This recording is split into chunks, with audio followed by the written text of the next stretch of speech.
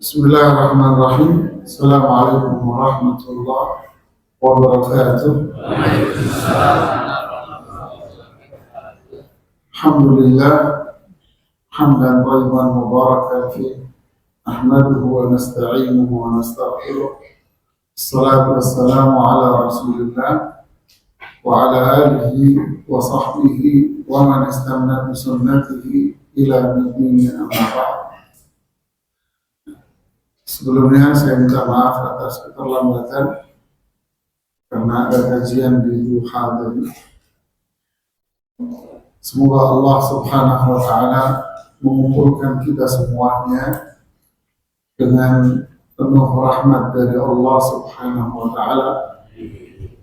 Mujtama'a qaumun fi baitin min buyutillah, tidaklah seseorang itu berkumpul di salah satu rumah Allah melainkan nazalat alaihimus sakinah, akan ada ketenangan hati dalam diri mereka, wa ghasyiyatuhumur rahmah, kasih sayang Allah akan menyelimuti mereka, wa hafathumul malaikah, para malaikat akan menyelimuti mereka, mengawal mereka, memenuhi kehidupan mereka, wa dzakarahumullahu fi man indah, nama-nama bapak ibu yang duduk di sini akan senantiasa disebut oleh Allah di hadapan para malaikat.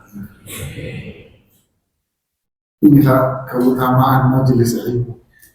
Di luar sana banyak orang mencari ketenangan hati dengan berbagai macam cara-cara yang notabene adalah dunia.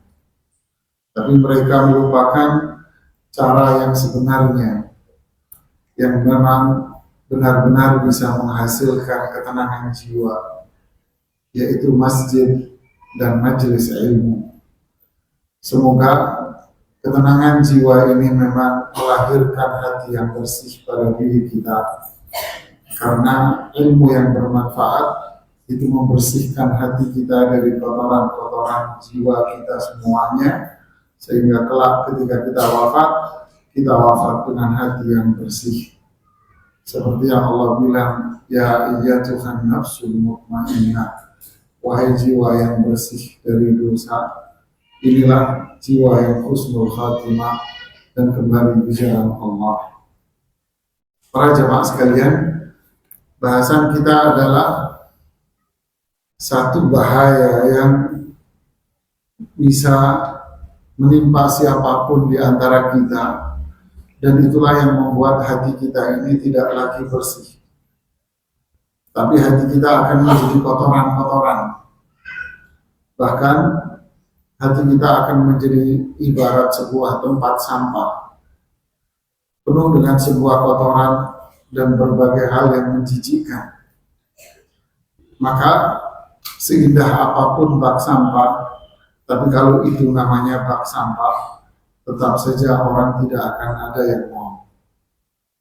Walaupun mobil yang mengangkut sampah itu Mercedes-Benz, tapi ketika dia mengangkut sampah, maka semua orang pun akan menjauh. Begitulah sebuah kejahatan, konspirasi jahat sebelum kita terlahir. Konspirasi itu sudah dibuat sebetulnya. Konspirasi kejahatan itu semua sudah dibuat dan dirancang dengan baik. Untuk apa? Merusak hati kita dan menjadikan hati kita ibarat bak sampah.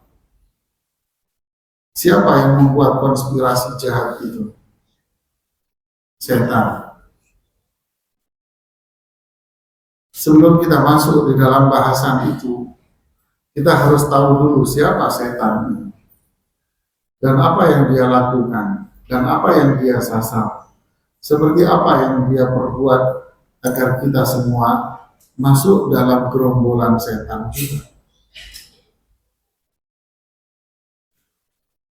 Menarik untuk kita nukil penjelasan Imam Ibnu Katsir rahimahullah ta'ala di tafsirnya ketika beliau menjelaskan makna dari kalimat ta'awud. A'udzu billahi minasyaitonir rajim. Aku berlindung kepada Allah dari syaitan. Di situ Imam Ibnu Katsir rahimahullah menjelaskan siapa syaitan ini yang sebetulnya. Lalu beliau menukil dari tokoh utama dalam bahasa Arab, ulama utama dalam memahami kata atau diksi dalam bahasa Arab atau susunan dalam bahasa Arab, Al-Imam Sibawai. Beliau mengatakan asyaitan berasal dari akar kata shin, ta, nun. Syaitan, akar katanya shin, ta, nun. Maksudnya akar kata itu aslinya. Syaitan aslinya itu shin, ta, nun. Kalau dibaca syatona, itu aslinya. Lalu beliau menjelaskan maknanya. Syatona itu aslinya maknanya adalah jauh. Berarti syaitan itu pelakunya, yaitu sosok yang jauh. Jauh dari siapa? Jauh dari Allah.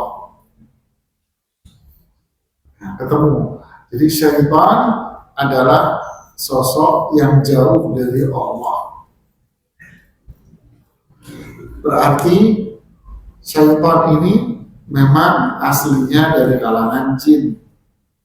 Tetapi pada akhirnya syaitan ini bisa menjadi sifat, yaitu siapapun yang jauh dari Allah, maka dia disebut pula dengan nama setan bahasa kita.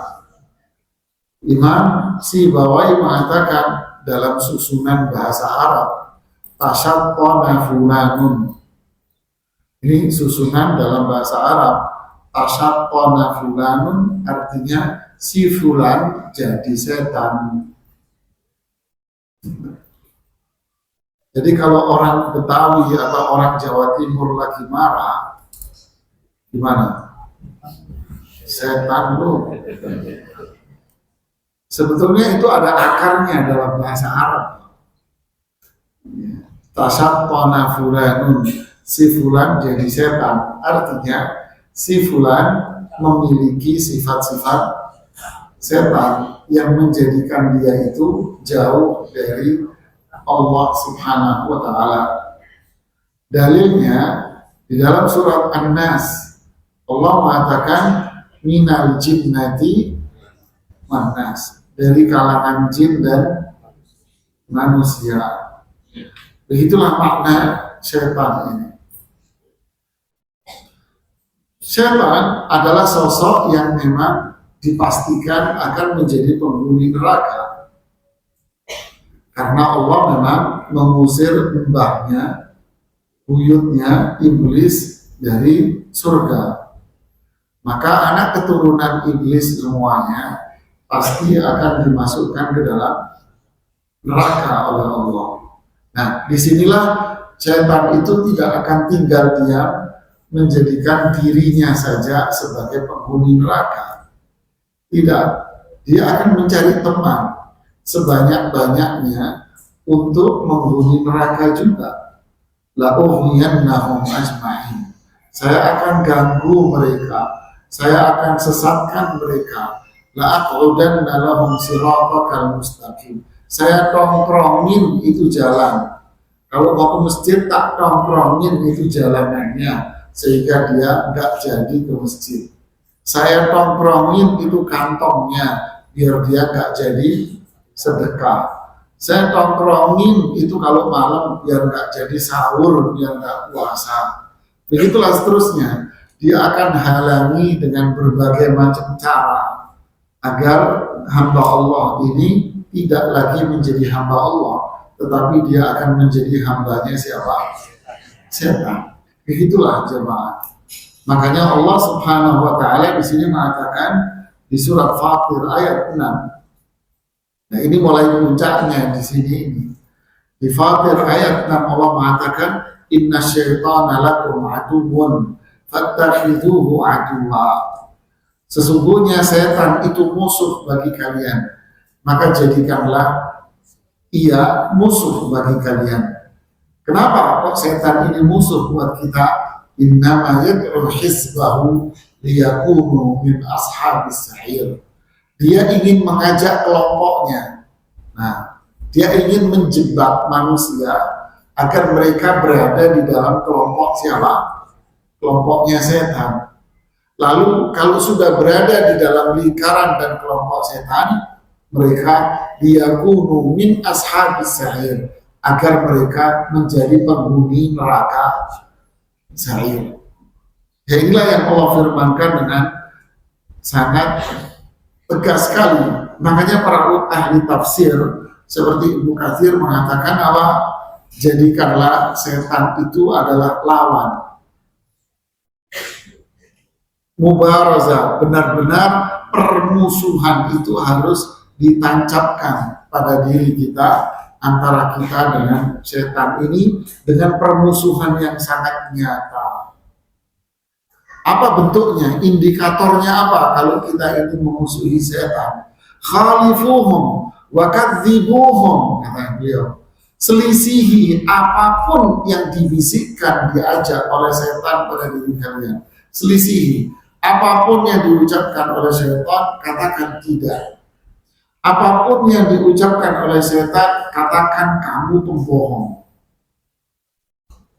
atas bisikan-bisikan itu. Kenapa? Karena berbahaya resikonya. Jika kita membenarkan apapun yang diucapkan oleh setan, maka kita akan termasuk bagian dari lingkaran-lingkaran setan itu. Makanya disebut lingkaran setan. Kalau berada di dalam lingkaran setan, innama yad'u hizbahu liyakunu min ashabis sa'ir. Nanti tujuannya apa? Ibnu Katsir bilang menyesatkan kalian, memasukkan kalian semua ke dalam neraka jahanam. Inilah sebuah permusuhan yang sangat-sangat nyata sekali. Ya. Artinya setan tidak akan mengajak manusia kepada kebaikan sekecil apapun. Dia tidak akan mengajak manusia kepada kebaikan. Tidak ada ceritanya setan ngajak baik, tidak ada. Baik kok, tidak ada ceritanya. Makanya kalimat indah dari dari Ibnu Katsir ketika menutup penjelasan beliau terhadap ayat ini, beliau bilang apa? Fanas'alullah al-qawiyyal aziz an yaj'alana a'da asy-syaitan.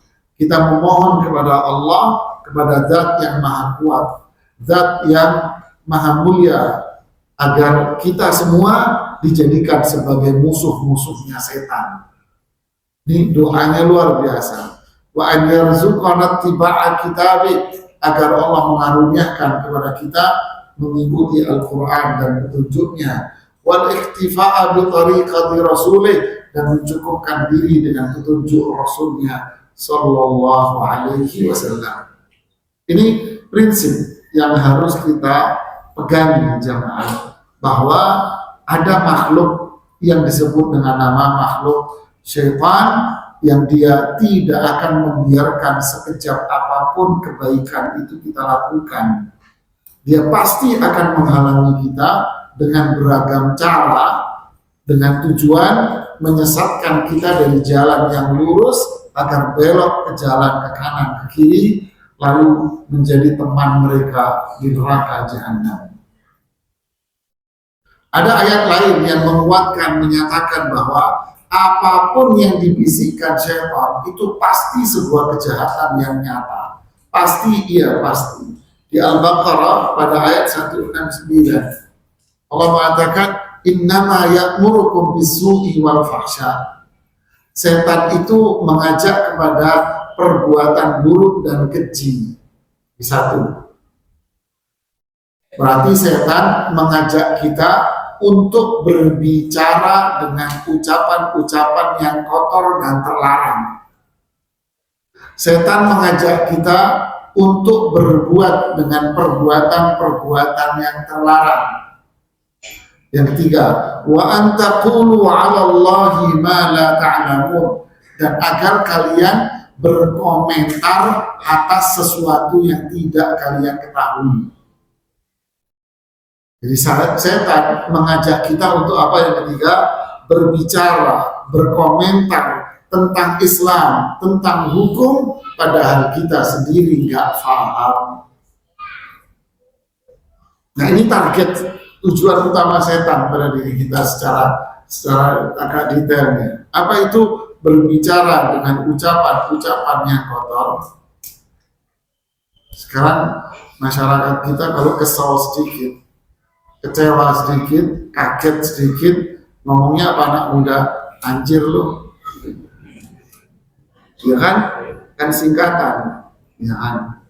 Ini kayaknya udah jadi kata yang sudah di ujung bibir gitu ya.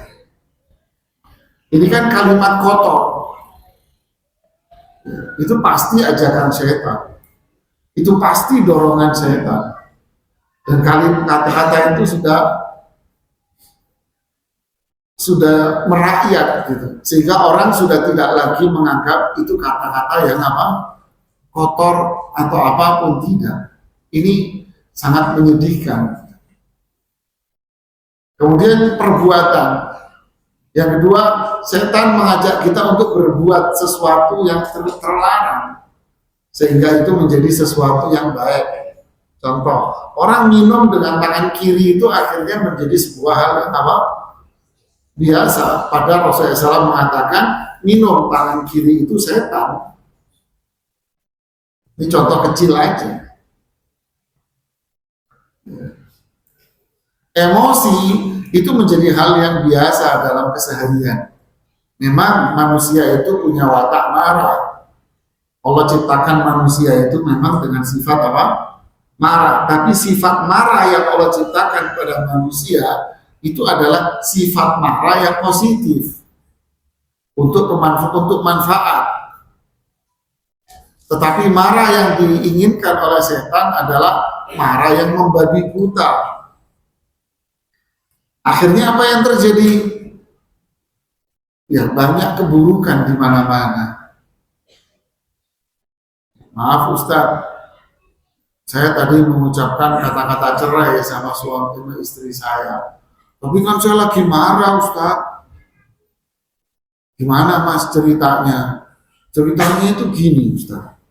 Komplit terus ceritanya. Tapi dia bilangnya sambil katanya apa? Marah. Tapi kalau disuruh ceritanya komplit. Berarti marahnya itu sadar apa nggak sadar? Sadar. Tapi kejahatan akan nggak bisa dihindari. Sudah nggak bisa Mas. Kamu waras. Kecuali kamu marah, terus menjadikan akalmu itu hilang. Nah, di situ kamu dalam kondisi dihukumi orang apa? Ya orang gila saat itu. Sehingga yang Anda lakukan nggak ada hukumnya. Tapi ketika Anda bisa bercerita panjang kali lebar, tinggi kali rendah, ya berarti amarah kamu itu memang amarah yang negatif dan berdampak buruk. Nah, itulah yang diinginkan oleh siapa? Setan. Nanti setan akan tepuk tangan, dia berhasil dapat medali dari Raja Iblisnya. Nah, kerusakan akan terjadi di mana-mana. Begitulah satu contoh. Nah, contoh yang ketiga adalah berbicara hukum tentang halal haram, tapi sebetulnya dia itu nggak ngerti gitu loh. Dengan bermodal, menurut hemat saya, sepertinya kayaknya apabila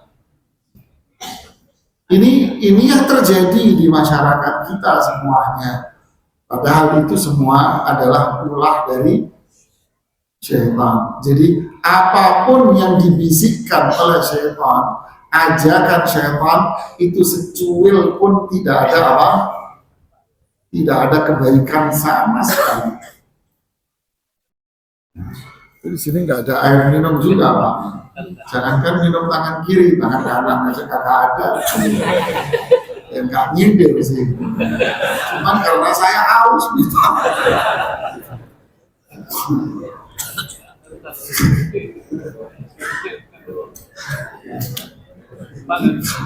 Kita lanjutkan Pak. Yang menarik untuk kita cermati jamaah. Jazakallahu khair. Syukran.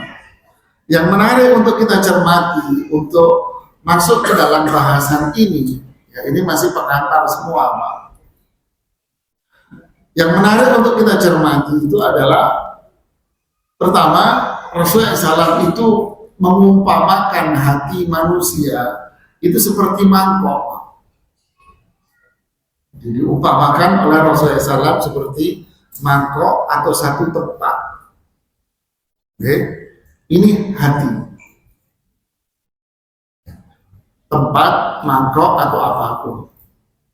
Mangkok ini, tempat ini akan dikatakan sebagai tempat yang mulia. Baik, kapan? Apa? Ya, kalau isinya bagus, barakallahu. Sebetulnya tempat berlian itu terbuat dari apa? Apa, Mas? Berlian. Tempatnya terbuat dari apa? Bisa jadi kayu triplek, bisa jadi dari aluminium, atau apa saja yang sama dengan bahan-bahan yang Anda miliki. Kemudian dibingkai dengan kain atau apa.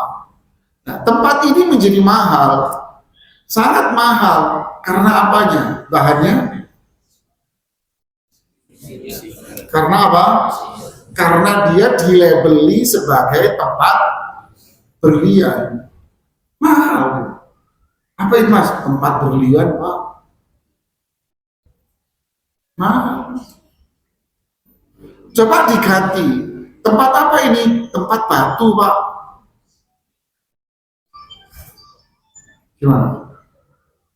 Mungkin diambil, dilemparin ke yang jual.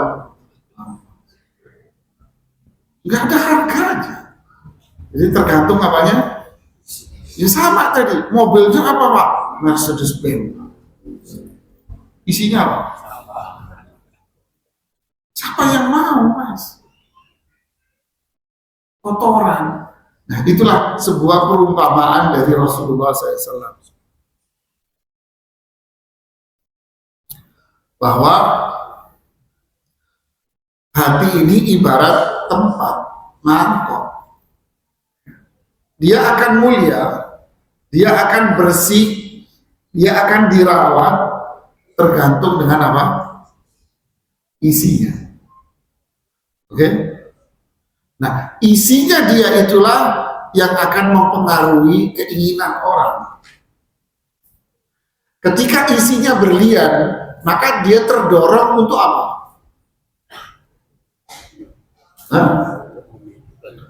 Untuk menjaga. Wah, ini berlian nih, dijaga dari debu, terus cuttingan, tahu cuttingan, potongannya istilah mereka, potongannya dan sebagainya. Dia akan jaga, terdorong dia untuk memiliki, untuk menjaga, untuk merawat, untuk berbuat sesuatu sehingga dia tetap menjadi sebuah berlian. Begitulah, Mas. Hati ini ibarat mangkok. Baik buruknya hati tergantung dengan apanya? Isinya.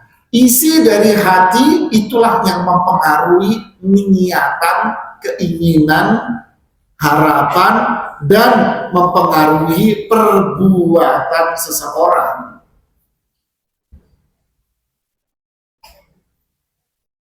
Paham? Akan mempengaruhi mindset dia semuanya. Ala fil jasadi mudghah, inilah segumpal daging.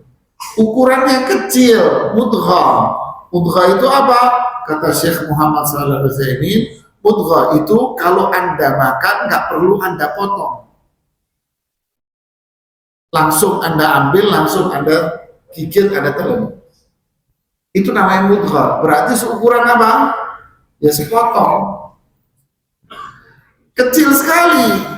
Kenapa Rasulullah SAW menyebutkan mudghah? Iya, karena memang ukurannya sangat kecil, tapi Anda jangan menyepelekan yang kecil. Yang kecil ini bisa mempengaruhi sekujur tubuh kita. Kalau dia baik, maka tubuh kita akan semuanya baik. Kalau ini buruk, maka semua tubuhnya akan jadi sampah, gak ada nilainya. Jadi para ulama kita mengatakan perbuatan seseorang itu adalah cerminan hatinya. Apa yang ada di dalam hati tercermin pada perbuatan dan ucapan dia. Tapi orang kafir itu baik-baik, Pak. Kata orang, mending beli di tokonya Cina daripada Pak Haji. Kenapa? Pak santun, diarahin, dibantuin. Ada satu DKM masjid mau beli karpet, Pak. Saya di sebelahnya yang punya toko Cina. Cina udah agamanya duit.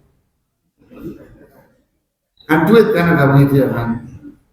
Mele ini, mele karpet, wah ini nggak cukup duitnya, nggak kurang nih Pak Haji. Mele yang ini, wah kemahalan duitnya nggak cukup. Yang ini aja, ini jelek banget Pak, cukup sih tapi jelek. Dilihatin nanti sama Cina. Saya di sebelahnya. Akhirnya ngomong, Pak Haji, duitnya berapa? Oh duit kami cuma sekian. Ukuran masjidnya berapa? Sekian, sini tak bantuin deh.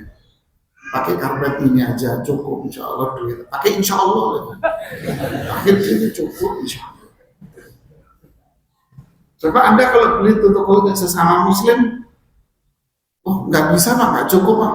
Ya, Bapak kumpulin donasi lagi deh. Nah ini hanya satu gambaran. Loh, Ustaz ini baik. Apakah berarti hatinya dia baik? Bukan. Cerminan mengukur orang itu hatinya baik atau tidak, bukan dia bersama temannya, tapi lihatlah ketika dia bersama dengan keluarga dan teman dekatnya dia. Di rumahnya jadi apa dia? Jadi orang, jadi kelinci anggora, atau jadi kucing hutan. Ya kan? Ini bahasan yang lain. Saya hanya ingin menggambarkan bahwa isi hati seseorang berpengaruh kuat pada perbuatan dia.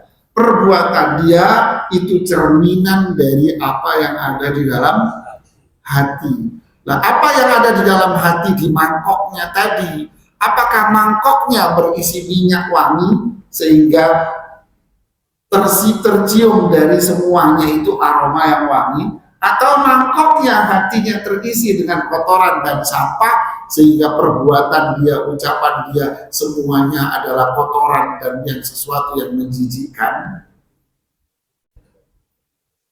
Di antara sebab dan pengaruh dari hati itu baik atau buruk, semua ulat dari Master S.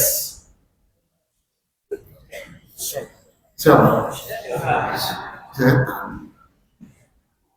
Nah inilah bahasan kita, baru pengantar kita. Ini baru pengantarnya doang. Kalau langsung masuk materi Anda nggak paham. Alurnya, disitulah pengaruh besar diantaranya pengaruh siapa? Setan. Dari mana? Nah oke, kita sekarang jelaskan. Inilah pola kerja setan dan SOP dari setan itu. Oh ada SOP-nya jamaah. Jangan khawatir, ada SOP-nya semua. Siapa yang menjelaskan pola kerjanya ini? Yang menjelaskan Allah di dalam Al-Quran.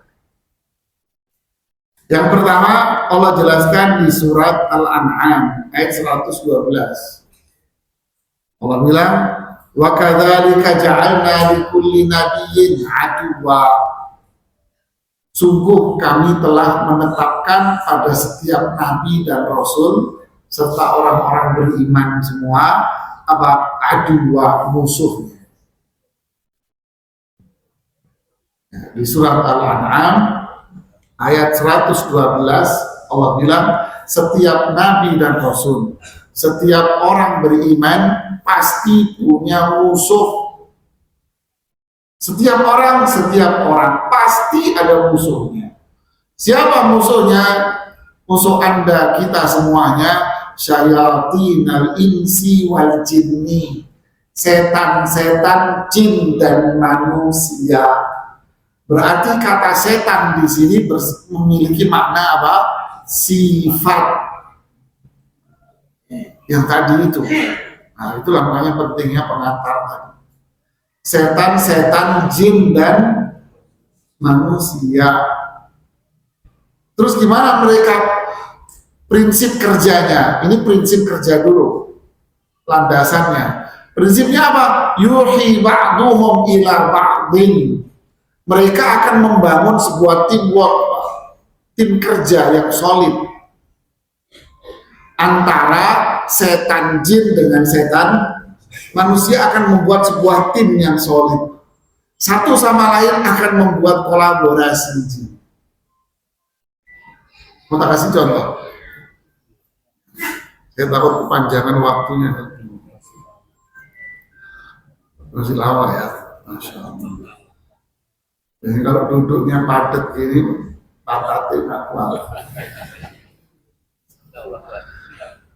Kasih contoh ya. Abu Jahal CS itu mengadakan meeting di dekat Ka'bah.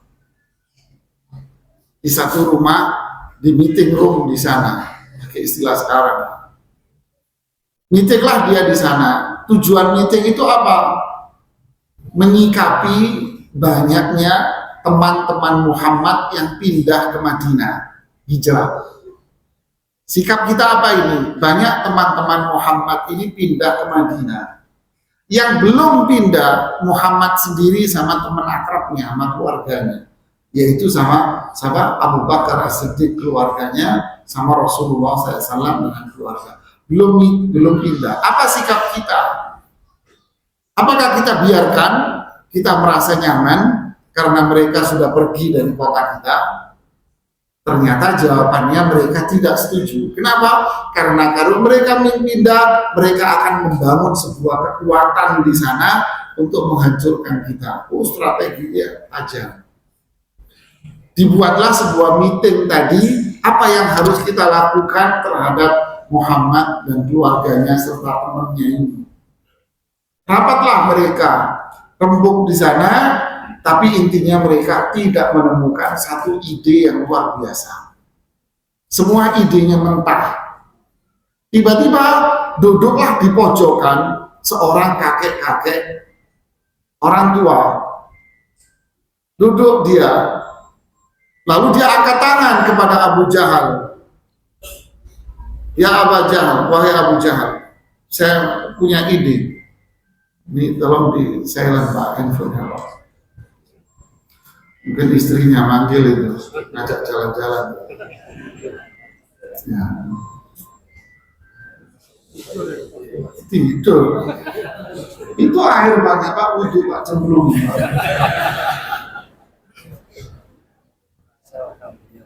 Ya. Kita lanjutkan. Dia angkat tangan nih kakek nih. Abu Jahal perhatiin, lo siapa? Kayaknya kamu bukan penduduk Makkah, kan Makkah itu kota sangat kecil ya, penduduknya pasti apal kan gitu. Kamu siapa? Kamu bukan penduduk sini. Kok bisa masuk ke dalam meeting kita? Kok ikut-ikutan sini? Si kakek kan jam terbangnya sudah ratusan tahun. Dia angkat tangan, siapapun saya, yang jelas saya berada di barisan kamu. Oh ya sudah. Nah, berarti apa? Siapapun dia, yang penting berada dalam satu tujuan. Nah, oke. Nah, disitulah yuhi ba'duhum ba'da. Disitulah kekuatan tim itu dibangun. Tanpa melihat dari mana Anda dan siapa Anda, yang penting mengusung keinginan yang sama. Oke, kami terima. Apa ide Anda? Ide saya adalah kumpulkan pada setiap suku-suku Arab yang ada di sini laki-laki yang menjadi jagoan dari mereka. Kumpulkan suhunya, pendekar-pendekar dari setiap suku Anda ambil, lalu mereka ini semuanya bareng-bareng mengepung rumah Muhammad dan membunuh Muhammad secara bersamaan, sehingga tidak ada yang disalahkan seorang pun dari kalian. Cerdas isinya. Siapa kamu? Nggak penting siapa saya. Setuju dilakukan. Itulah yang terjadi pengepungan terhadap rumahnya Rasulullah SAW di malam hijrah.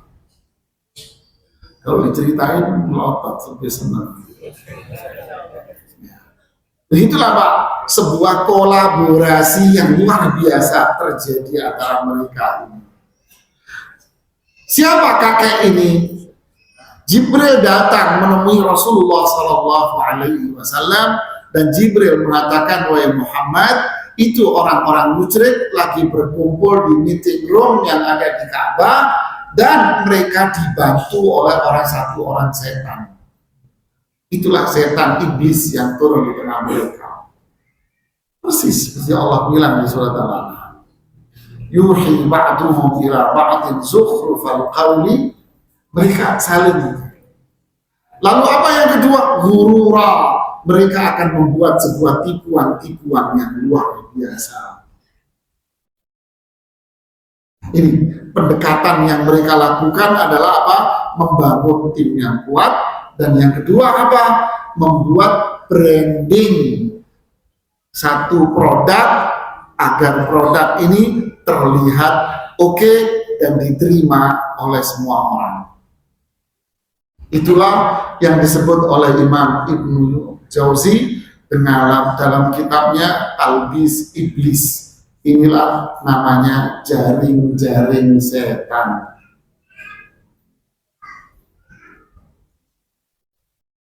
Ini mereka. Jadi ayat ini menggambarkan apa? Prinsip dasar mereka dalam bekerja. Yang kedua, menjelaskan cara kerja mereka. Nah, ini caranya. Serta dampaknya. Ini yang akan saya jelaskan. Ini yang mau saya jelaskan. Yaitu apa? Yang ada di surat An-Nas. Allah berfirman di situ, min syarril waswasil khannas. Min syarri, dari kejahatan. Al-waswas al-khannas. Saya tulis semua ini di buku saya, judulnya Tafsir Mu'awwidat. Tafsir surat Al-Ikhlas, Al-Falaq, An-Nas. Kecil Pak, 130 halaman saja. Saya ungkap di situ pola kerja setan dari tafsir Al-Waswas Al-Khannas. Sebagaimana saya ungkap pola kejahatan setan di surat Al-Falaq. Kenapa Allah sebut dari kejahatan malam ketika gelap gulita? Emang malam itu jahat? Tidak, itu bagian dari SOP-nya setan. Lalu saya bongkar di situ tentang naffathat, yaitu kenapa terjadi sebuah reaksi jahat antara dukun dengan objek dan korbannya. Kalau dalam ilmu medis, kenapa seseorang itu terkena penyakit? Karena ada sebuah virus. Virus ini yang menghasilkan sebuah reaksi yang menyebabkan munculnya satu penyakit. Nah, sekarang kok bisa si fulan jadi korban perdukunan? Apa virusnya? Di Al-Quran disebutkan virusnya adalah jigongnya dukun.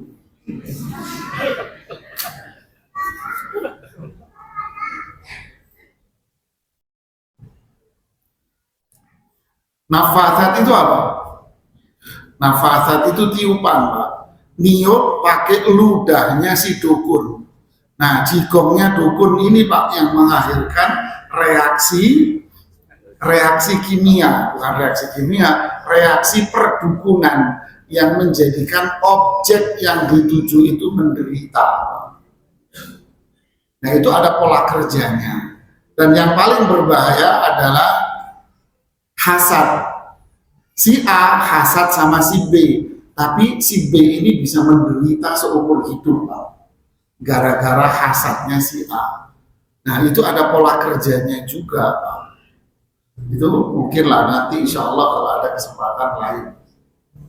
Kita di sini hanya menjelaskan pola kerja setan yang satu ini. Nah, di sini Allah Subhanahu wa taala mengatakan syar. Syar itu apa? Syar itu penderitaan artinya. Dijelaskan oleh Imam Ibnu Qayyim rahimahullah taala bahwa syar itu menderita orangnya. Penderitaan apa? Penderitaan itu pertama bisa berupa psikis, kejiwaan. Ya, kejiwaan, bahasa simpelnya jadi sakit jiwa, kejiwaannya. Apa bentuk kejiwaannya? Macam-macam, Pak. Ketakutan, kesedihan yang berlebihan, ketakutan yang berlebihan, traumatik dan sebagainya. Tekanan batin. Ya. Yang jelas berbagai macam bentuk tekanan-tekanan batin dan kejiwaan dia. Ini kejahatan dan keburukan, syarnya. Yang kedua, termasuk syar dari sini adalah fisik. Ada seorang ibu dibawa dari Medan ke Jakarta. Diperiksa CT scan, MRI, dan segala macam bentuk ronsen yang canggih-canggih. Semua profesor-profesor di rumah sakit di Jakarta mengatakan ibu ini sehat walafiat. Tapi ibu ini tidak bisa bangun dari tempat tidur. Itu namanya kejahatan, Pak. Apa? Menderita fisiknya. Dan fisik ini bisa ringan, bisa parah, Pak. Seorang pengusaha, dia dihancurkan oleh kompetitornya sampai bapak ini mati tidak, hidup tidak, sehat tidak, sakit tidak, menderita, Pak.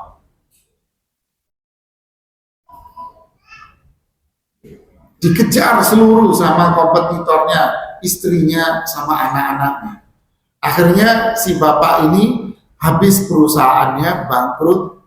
Kemudian istrinya dia cerai dan istrinya menderita. Akhirnya alhamdulillah anak-anaknya dimasukkan ke pesantren dan anak-anaknya dua menjadi seorang ustadz dan hafidh Quran. Dua anaknya inilah yang melindungi sang ibu.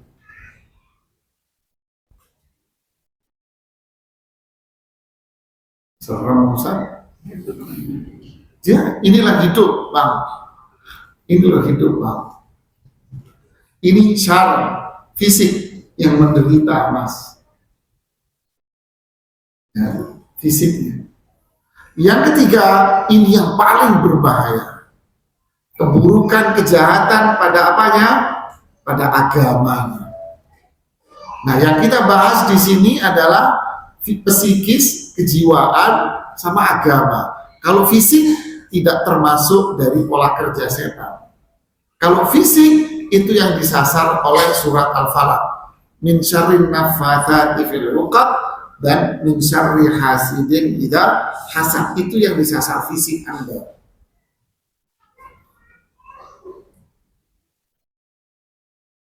Seorang pengajiannya tahu ada tadi. Ini bahaya.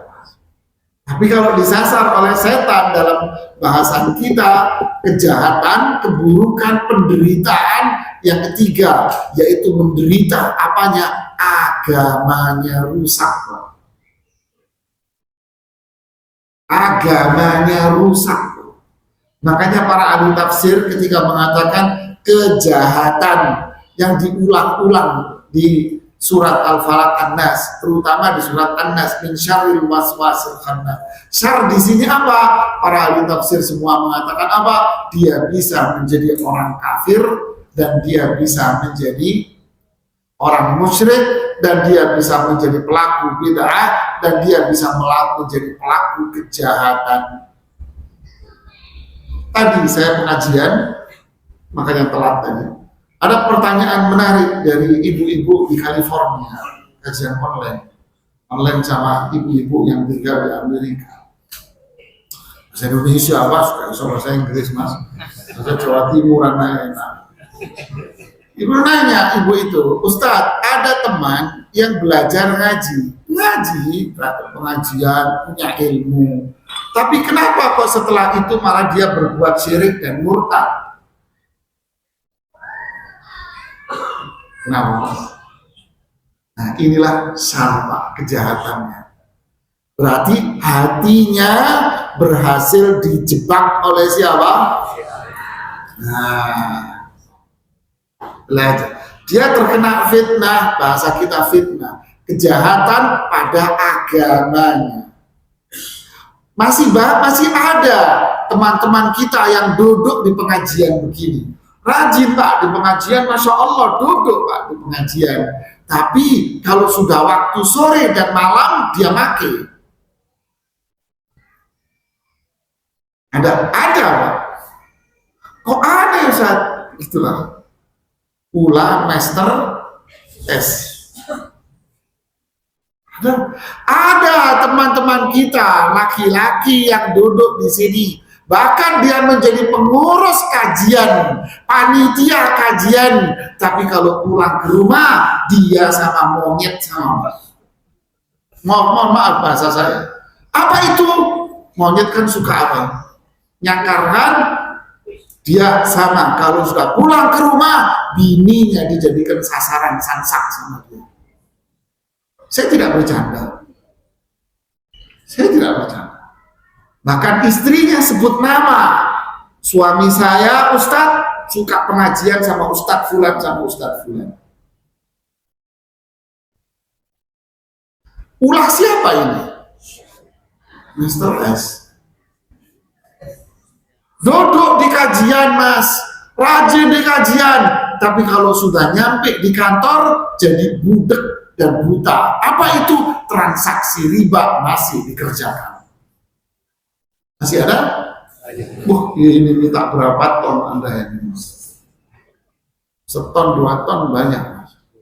Pengajian dia, tapi transaksi riba masih dikerjakan. Berarti dia berada di dalam apa? Syar, kejahatan dan keburukan, ulah dari Master S ini. Gimana Mas? Ada duduk di sini, siapa dia? Karyawan, PNS, ANS, pejabat, militer, kepolisian, duduk di sini. Tapi kalau sudah pakai seragam, lupa Pak. Tip, uang sogok, uang ini, ada fulus, halus, mafi fulus, mamfus. Kan gitu kan? Maafi fulus, jangan datang ke kantor saya. Tapi duduk di gimana lagi Ustadz? Memang sistem sudah begitu. Jadi ulah siapa? Master.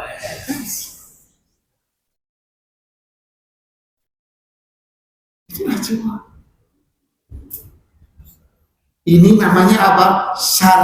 Itulah kejahatan, Pak. Jahat, syar. Keburukan. Makanya doanya yang panjang itu apa? Tidaklah Rasulullah SAW duduk di majelis, melainkan Rasulullah SAW sering membaca doa ini. Panjang doa.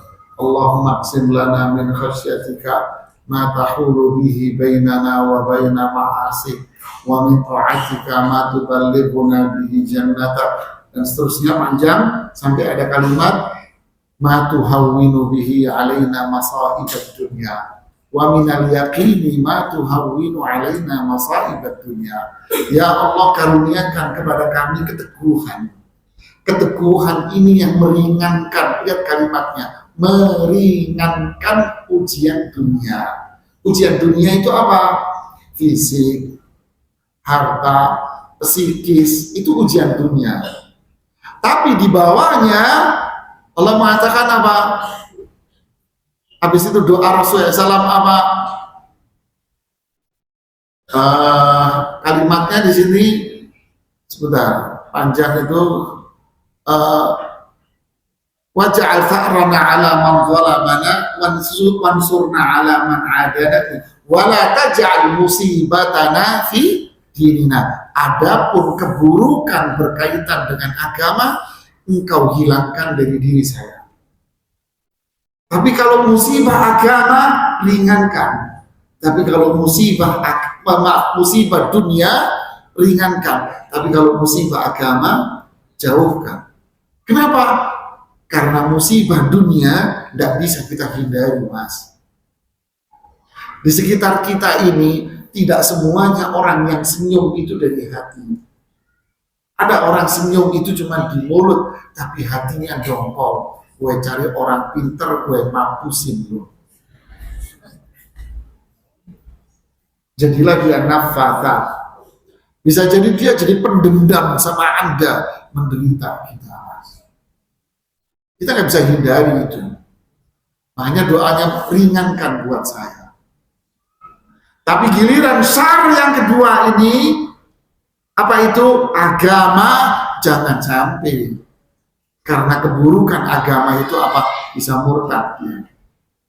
Bisa berada dalam syirik dia. Bisa beda, bisa dosa-dosa besar dia akan menjebak dia di situ.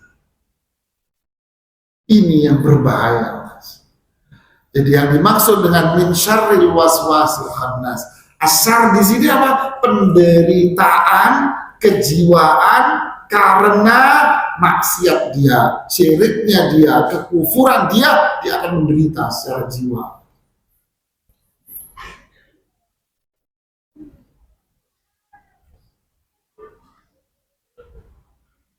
Memang nggak ada tema kajian yang enak. Ini penutup Al-Quran loh, Mas.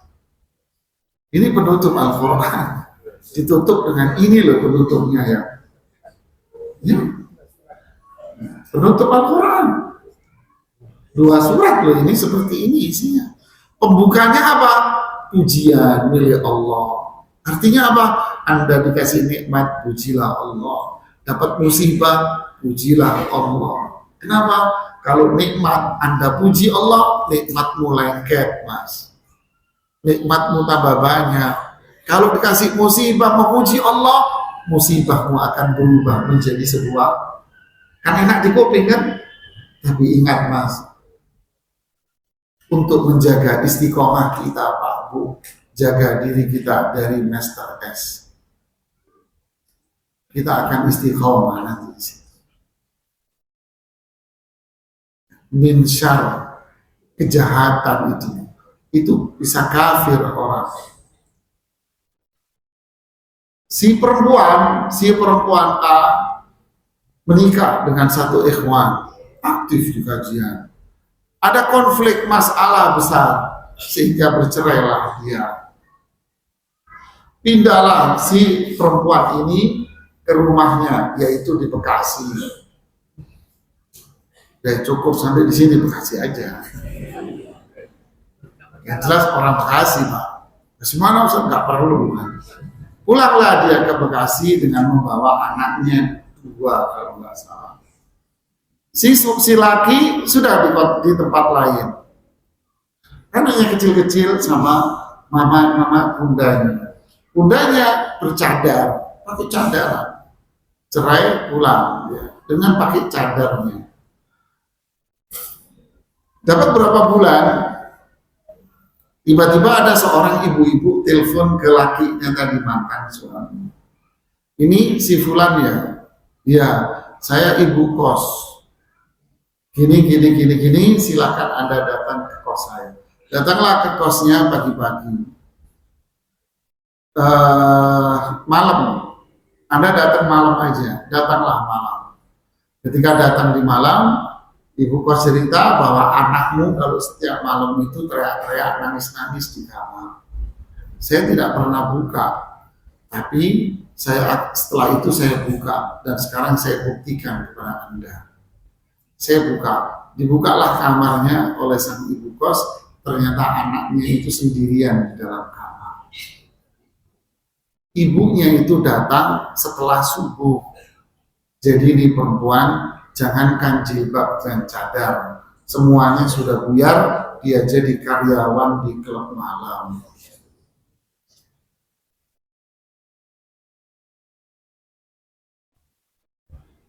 Bisa nyata, nyata, sangat nyata. Saya bilang sama si akh ini, jadi nanti ceritamu tak ceritain di pengajian buat motivasi ya, apa-apa Ustaz. Aman lah saya bilang. Lihat ini kejadian. Ulah siapa? Inilah syar, Mas. Inilah kejahatan itu. Ini kejahatan. Dan masih jutaan kasus yang seperti ini. Oke, kita cerita di kalangan sahabat. Ada seorang sahabat mulia, silakan Anda cari kisahnya di YouTube. Saya pernah kisahkan ceritanya lengkap dalam satu pengajian full. Namanya sahabatnya Abdullah bin Sa'ad bin Abu Sarah. Nah, di rumah dengerin ceritanya di YouTube ada. Udah lama, ya, masih kelihatan agak mudaan saya. Sekarang lebih muda lagi. Namanya Abdullah bin Sa'ad bin Abu Sarah radhiyallahu anhu. Beliau yang ikut menaklukkan Palestina di zaman khilafahnya kepemimpinan Umar. Beliau yang ikut menaklukkan Mesir, Afrika. Dulu namanya Mesir, Afrika kan. Menaklukkan Mesir, Sudan. Lalu Abdullah bin Amr bin As wafat dan beliau jadi komandan perang menaklukkan wilayah Tunis. Tunis kan Afrika, Pak. Cuman Afrika putih kan, kulit putih dia. Putih orang Tunis itu, Pak. Lembut-lembut, santun orang Tunis itu. Beda sama orang Mesir. Orang Mesir mulutnya 10. Itu yang laki. Yang laki mulutnya 10, yang cewek nggak tahu ya. Tapi kalau Tunis lembut, Mas. Oke lah. Abdullah bin Sa'ad bin Abu Sarah meninggalnya setelah sholat subuh, habis zikir meninggal dicabut nyawa. Radhiyallahu anhu. Pada awal masuk Islam, beliau ini pandai menulis. Nah, sahabat kalau ada yang pinter nulis, sama Rasulullah SAW diambil dan diangkat menjadi tim penulis wahyu. Berarti lebih sering duduk sama siapa? Rasulullah SAW. Berarti lebih sering mendengar apa? Wahyu. Orang pertama yang dengar wahyu ya tim penulis ini kan. Jibril datang bawain ayat, bahkan mereka ini dengar suaranya Jibril. Terkadang melihat Jibril datang dalam bentuk manusia. Nah, Abu Sarah ini ketika Jibril membacakan ayat, datang dalam bentuk manusia, membacakan ayat. Lalu ayat itu tidak habis dibaca oleh Jibril diam. Jibril diam memberikan jeda. Lalu secara spontan si Abdullah bin Sa'ad ini melanjutkan dari redaksinya dia. Ternyata redaksi yang dia buat itu persis dengan yang dilanjutkan sama Jibril ayatnya. Sama. Di situ Master S masuk ke dia. Dia bilang apa? Master S bikin apa? Dia bilang sebetulnya yang dapat wahyu itu kamu. Akhirnya apa? Akhirnya dia keluar dan murtad. Ini sahabat loh, Mas. Sahabat loh, Mbak. Murtad dia. Keluar dia. Balik lagi ke Makkah. Setelah berapa lama dia datang ke sepupunya yaitu Utsman bin Affan, sepupuan ya Utsman. Dia masuk Islam lagi. Dia bilang, saya malu ya Utsman. Ayo kita ketemu Rasulullah SAW. Malu saya. Sampaikan salam saya. Datanglah Utsman menemui Rasulullah SAW. Ya Rasulullah, Abdullah bin Sa'ad. Di mana dia? Di rumah. Dia malu ya Rasulullah. Rasulullah tersenyum. Sampaikan kepada dia, Allah sudah mengampuni semua dosanya dia. Di sahabat Pak mulia. Kalau kita nyungsel. Nah, inilah ulahnya siapa? Master Islam. Ini kejahatan, jangan main-main. Dan seterusnya. Itulah namanya syarr. Lalu berikutnya, apa kerjanya setan ini sehingga dia sampai begitu dahsyat? Secara umum Allah mengatakan di sini bahwa dia punya dua kejahatan, punya dua pekerjaan. Nah, inilah kerjanya dia, itulah pola kerjanya setan. Apa itu? Al-waswas, dan yang kedua adalah al-khannas. Ini dua pola kerja setan yang berbeda. Makanya para ulama ketika menafsirkan ayat, dari kejahatan pembisik al-waswas, bisikan, khannas yang bersembunyi. Maksudnya di sini adalah seolah-olah Allah ingin berfirman dari kejahatan setan yang memiliki dua kerjaan, pola kerja. Apa pola kerjanya? Yang pertama adalah al-waswas. Yang kedua adalah al-khannas. Apa itu al-waswas, jamaah?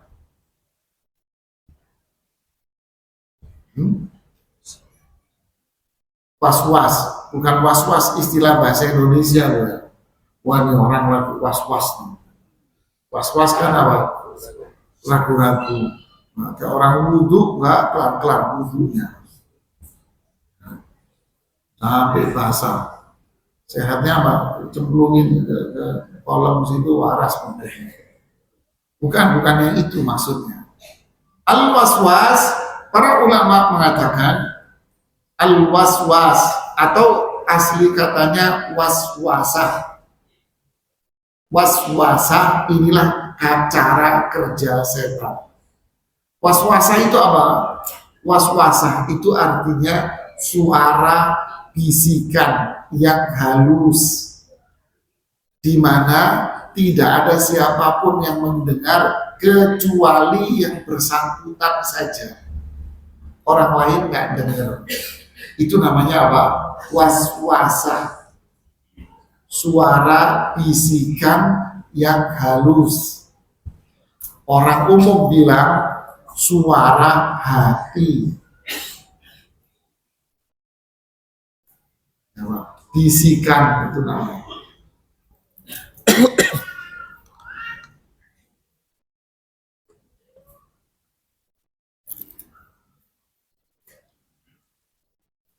Jadi al-waswas apa? Bisikan. Bisikan itu apa? Suara halus.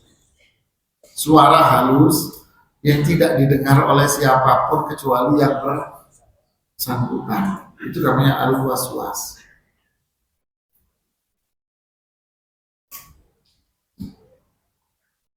Maksudnya apa, Ustaz? Maksudnya gini. Para sahabat menjelaskan perkara ini. Ya, saya jelaskan di buku itu cukup detail ya. Ungkapan Abdullah ibnu Mas'ud radhiyallahu anhu, beliau bilang gini, inna syaitana jathimun ala qalbi ibni Adam fa idza sahama ghafala waswas wa idza dzakarallaha khannas. Sungguh, ini terjemahan bebasnya, sungguh setan itu nongkrong di hatimu. Waduh, jasim ditongkrongin kamu sama setan. Setiap orang di antara kita, setan itu nongkrong di situ, Pak. Nongkrongnya. Ala qalbi ibni Adam. Jika kita lalai, lupa dari ibadah kepada Allah, setan akan melancarkan serangan. Serangan setan itulah yang disebut dengan istilah al-waswasah. Apa itu? Bisikan halus di hati. Kalau kita sudah mulai lalai, lupa, mulai melenceng sedikit, ibadahnya mulai malas, nah di sini setan akan muncul dan menyerang kita. Apa bentuk serangannya? Bisikan-bisikan halus dia. Wa idza dzakarallah, kalau ibadahnya terus semangat, di majelis ilmu semangat, zikirnya semangat, apa? Khannas, setan itu akan tetap di situ, tapi dia sembunyi di hati Anda, ngumpet. Jadi al-khannas itu artinya apa? Ngumpet, Pak. Begitu pula penjelasan dari sahabat Abdullah Ibn Abbas, sahabat yang paling paham tentang makna Al-Quran. Sama ungkapannya, penjelasannya seperti Ibnu Mas'ud. Jika kita lalai, setan akan menyerang kita. Serangannya adalah al-waswas, bisikan halus. Kalau itu setan berupa jin, maka cara dia adalah sabda Rasulullah SAW. Ini pola kerjanya. Inna syaitana yajri min ibni Adam majrad dam.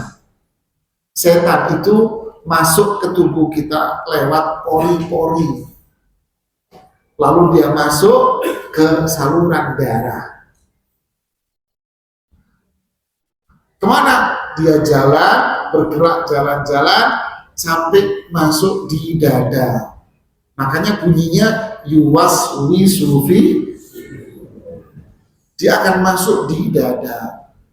Para ulama tafsir mengatakan Allah tidak mengatakan yuwaswisu fi qulubin nas, di hati manusia, tidak. Tapi Allah bilang yuwaswisu fi sudur, di dada. Berarti beda ya dada sama hati. Iya. Ibnu Qayyim membuat sebuah perumpamaan. Dada itu ibarat halaman depan rumah Anda, sedangkan hati itu isi rumahmu. Nah, berarti setan itu nongkrong di mana? Di depan rumah, Pak. Kayak mau maling nyatroni rumahan kita, disatroni, Pak, di depan nongkrong. Itulah setan itu akan berada di situ, Mas. Nongkrong dia di sana. Masuknya lewat pori-pori, kemudian masuk ke saluran darah, sampailah dia di depan hati kita. Belum masuk ke dalam hati, tapi masih di depannya.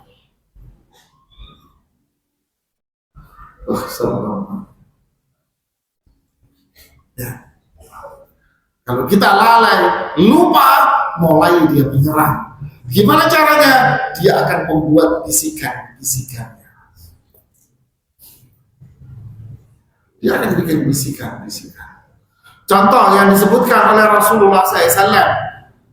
Seseorang itu sholat. Seseorang itu sholat. Ketika sholat, apa yang dilakukan oleh setan?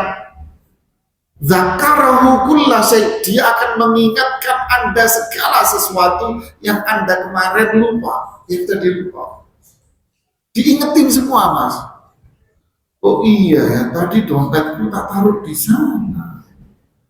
Oh iya, tadi Semua yang lupa diingetin ada sama setan. Diingetin. Hatta la yadri kam sholat. Sampai dia itu nggak tahu ini rakaat kedua apa keempat. Ayo. Ulah siapa? Master S. Biar apa? Biar sholat kita nggak ada harganya.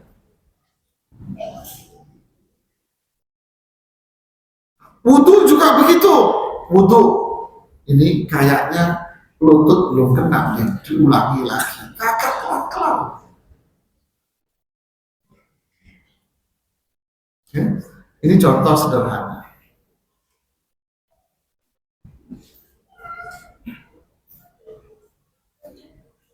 Contoh lagi, ada seorang di satu kajian, jamaah ini nanya sama saya di kajian itu, Ustaz, di Al-Quran dikatakan bahwa Allah itu tinggi di atas arsy. Kalau begitu, sebelum itu Allah ada di mana? Saya bilang, inna lillahi wa inna ilaihi raji'un. Ucapkanlah a'udzubillahi minasyaitonir rajim. Itu bukan pertanyaan, Mas. Itu adalah bisikan setan di hatimu. Kaget dia, saya jawab. Itu bukan pertanyaan. Itu bisikan setan yang ada dalam hati Anda. Jadi apa? Hati-hati. Ini persis seperti sabda Rasulullah. Nanti setan itu akan bisikin Anda. Siapakah yang menciptakan alam semesta? Di hati kita ini setan ngomong gitu. Kita bilang Allah yang menciptakan, indah sekali. Yang menciptakan kamu siapa? Allah. Kalau gitu siapa yang menciptakan Allah? Oh pinter Pak, setan Mas. Nah, kalau sudah sampai di situ, ucapkanlah a'udzubillahi minasyaitonir rajim. Kalau diperturutkan, kafir langsung murtad dia. Langsung murtad dia saat itu juga. Nah, ini bahaya. Contoh lagi. Saya pernah waktu itu bukan workshop ya, diskusi tentang ilmu waris secara garis besar aja. Kebetulan jamaah kajiannya ini bukan orang menengah ke atas, memang ke atas semua orang. Muka yang kaya semua Mas. Duduk di depannya itu tas ibu-ibunya yang kremes-kremes itu. Tasnya kremes-kremes. Terus tangannya itu kinclong-kinclong gitu. Cincinnya itu berlian-lian. Saya kasih gambaran tentang warisan. Ada ibu-ibu yang duduk di depan saya. Lihat ini, ulang Master S. Loh Ustaz, istri itu cuma dapat 1/8 ya kalau suami itu wafat. Iya. Titik kan? Apakah sampai titik? Oh, nggak terima setan. Masuklah bisikan setan, diucapkan sama ibu ini. Diucapin bisikan setan ini, ditiru. Yang di depan halaman ini rupanya masuk ke hatinya. Pintunya dibuka, setannya masuk. Kan gitu kan? Akhirnya ibu ini bilang apa? Maaf Ustaz, dulu suami saya itu kere.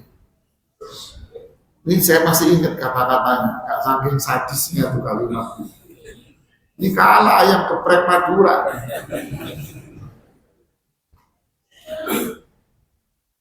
Dulu, sekian puluh tahun yang lalu, suami saya itu kere, tapi sekarang sudah sangat sukses dengan bisnisnya. Mulai itu bahasanya setan. Ini yang pertama. Mukaddimah yang kedua, pengantar yang kedua, apa? Ini tidak luput dari peran serta istri. Ini kata pengantar yang kedua. Kan ada kata pengantarnya kan. Pengantar yang pertama tadi, kata pengantar yang kedua apa? Ini tidak luput dan peran serta istri.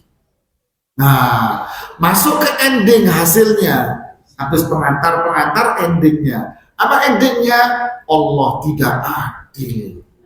Masa seorang istri dapat 1/8 doang yang menemani 40 tahun lamanya. Udah tua itu. Wih, pinter nih setannya. Saya dalam hati saya, wah canggih setan, bener canggih. Saya senyum-senyum, rupanya tersinggung mak ini, si nenek ini. Kenapa Ustadz senyum-senyum?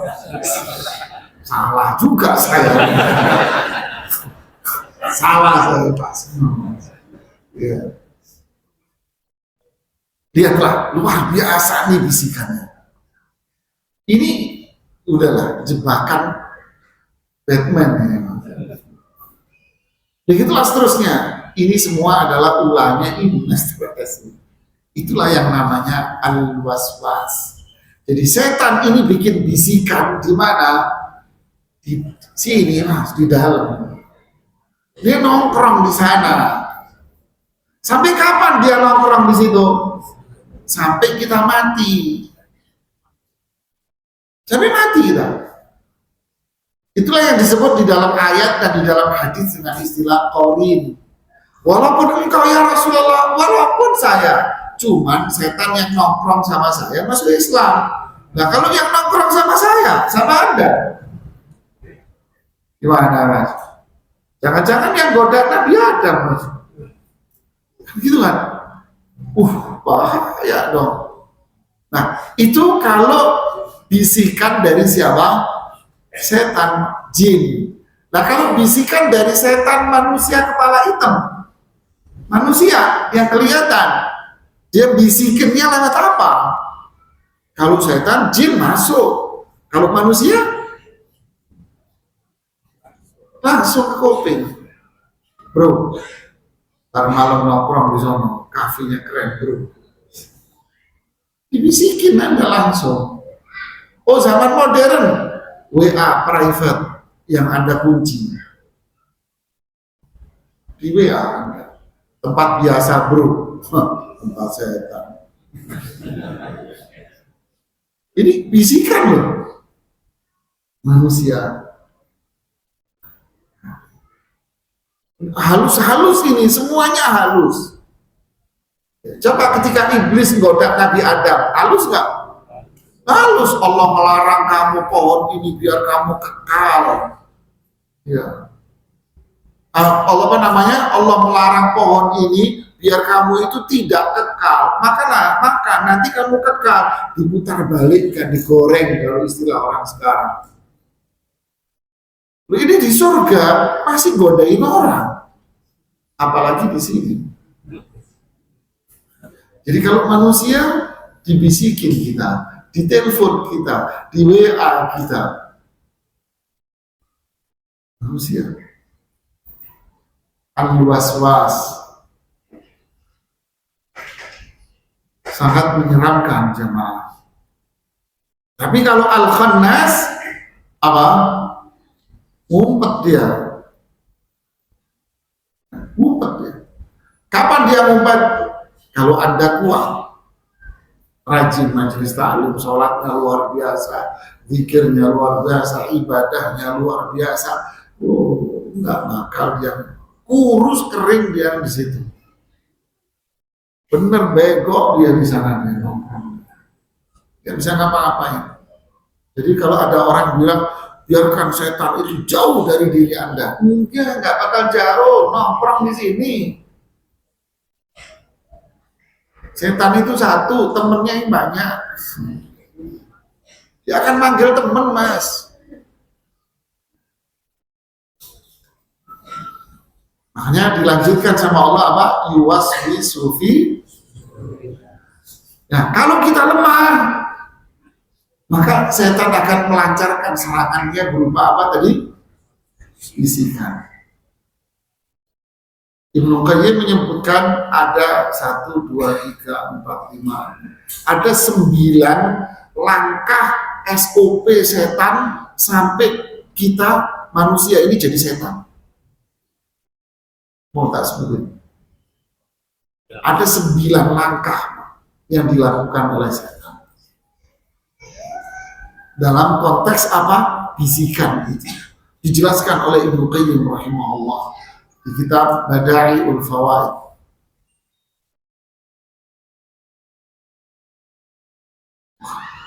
Menyeramkan sekali. Bagaimana setan itu bisik? Pertama, silakan Anda catat di handphone atau di mana. Saya baca pelan-pelan.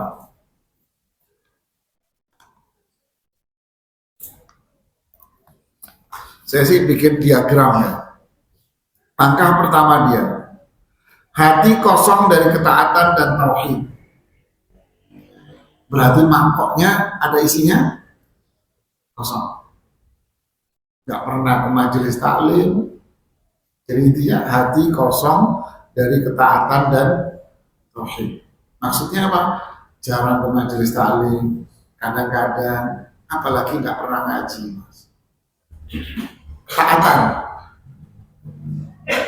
Sholat kayak minum obat. Sehari 3 kali atau 2 kali toh. Atau dia sholat 5 kali, tapi sholatnya di rumah, yang laki-laki. Kalau sholat di rumah mesti ditunda, ya kan? Ditunda, mesti entar. Nah ini hati udah kosong, nggak ada ilmu, ketaatannya tunda-tunda, bisnisnya mesti banyak haramnya. Dan berarti hatinya kosong dan kotor. Nah, ini setan datang, Mas. Yang kedua akan muncul kata Ibnu Qayyim apa? Bisikan setan akan satu kemaksiatan. Nah, Anda lagi senang apa, Mas? Tergantung masing-masing, akan beda-beda. Mulai dibisikin sama setan dengan satu kemaksiatan. Ini usahanya lagi kosong ya, sepi usaha. Maka dibisiki sama setan apa? Mas, temenmu itu sukses, Mas. Kapan? Waktu itu dia rajin ke kuburan ini, Mas. Ya kan? Wah, cobalah kuburan itu. Kuburan bisikan. Nanti berkah, dapat berkah, Mas. Mulai setan dibisiki sesuatu.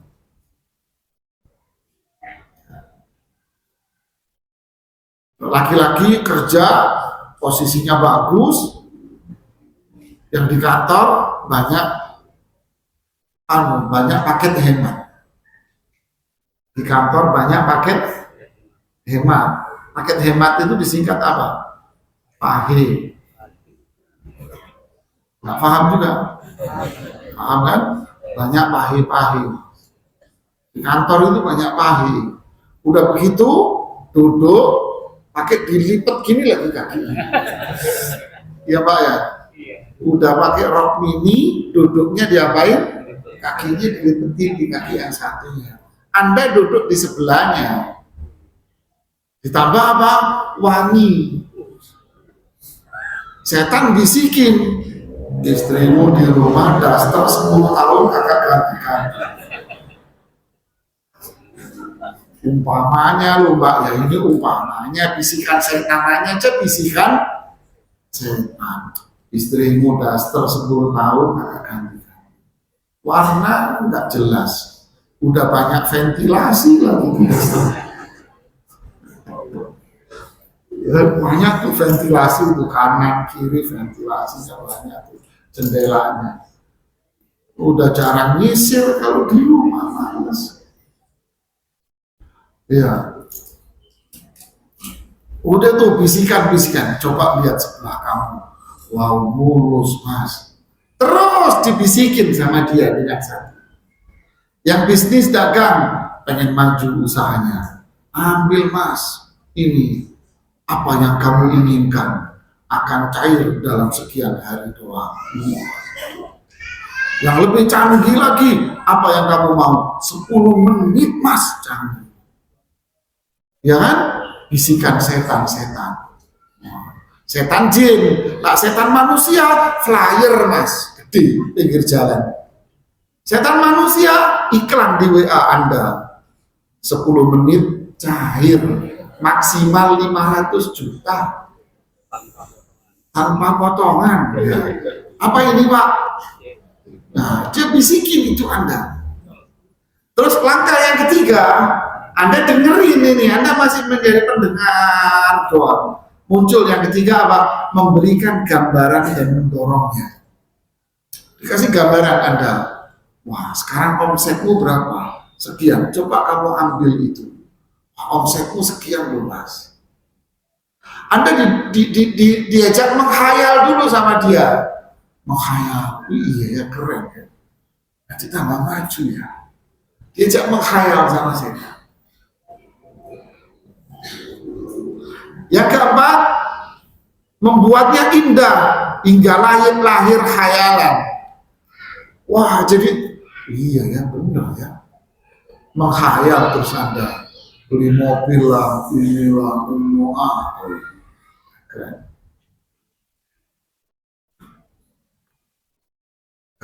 Wah, masih muda nih cewek. Yang di rumah udah mulai tua.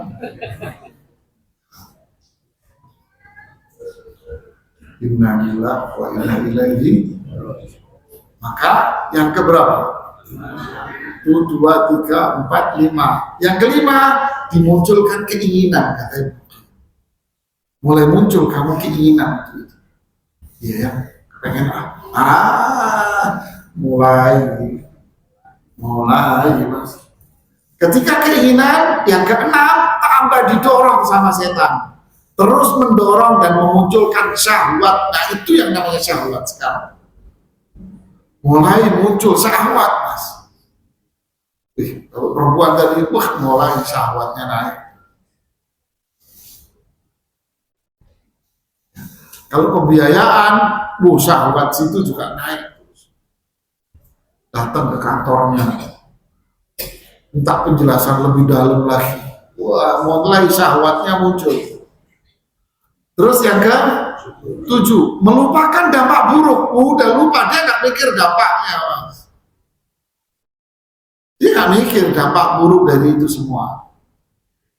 Nah, lupa. Yang diingat hanya apa? Indah dan khayalan manis. Itu yang dia ingat. Lalu yang ke-8, nah, lihat ini. Terlihatlah kemaksiatan sebuah keindahan. Udah. Jadi yang dilihat semuanya hanya manis saja, manis. Maka yang terakhir apa? Nah, endingnya di sini. Ibnu Qayyim bilang apa? Terjadilah itu dengan bantuan pasukan setan. Tuh kan. Panggil dia teman-temannya, bro. Mulai berhasil bro, 90% bro. Datang semua teman-temannya. Terjadilah kemaksiatan itu. Kalau sudah terjadi, diulang lagi, maka jadilah kebiasaan.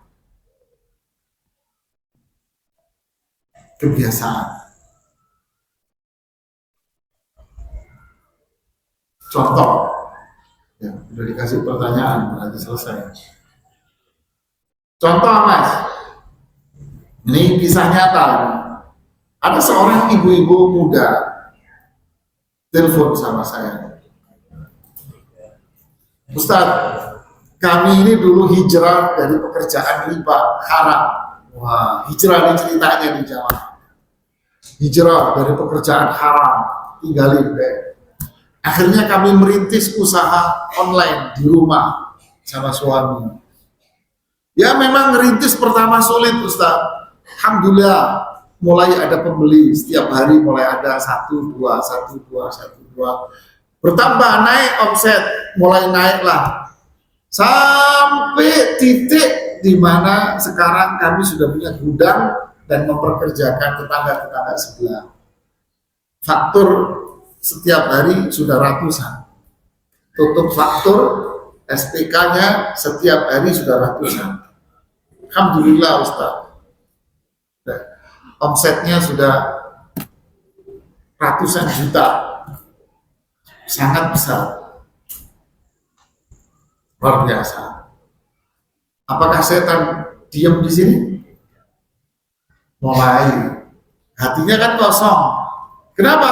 Dulu awal-awal hijrah rajin ngaji, omsetnya mulai banyak. Aku nggak kelihatan deh, sibuk banyak pesanan.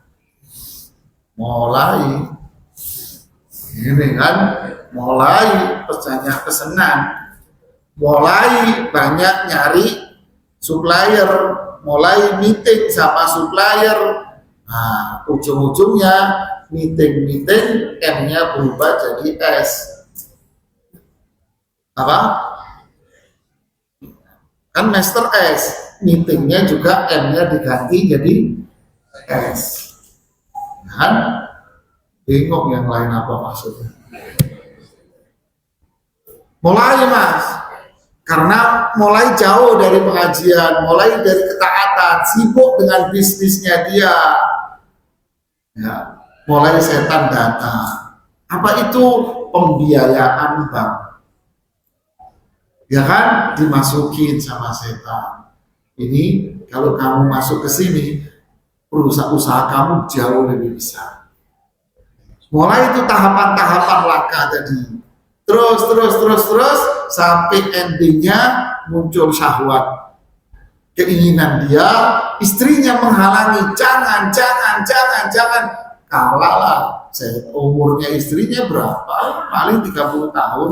Nah, setan yang goda umurnya 2000 tahun. Ya kamu baru kemarin, anaknya setan yang lucu aja 300 tahun. Lucu itu, kamu baru 30 tahun. Akhirnya muncul syahwat. Syahwat itu dorongan kuat dia untuk mengambil pinjaman, lupa dia dampak buruknya. Udah mulai digelontorin dana sama bank dalam jumlah besar.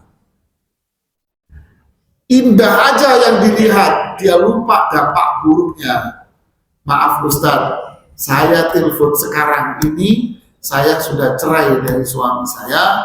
Semua perusahaan dan yang kita bangun dan angan-angan dia semuanya buyar, bangkrut, habis, dan dia, mantan suami saya, menanggung hutang miliaran sama bank. Saya bilang, selamat datang dalam gerbang kebinasaan. Nangis dia. Itulah yang terjadi.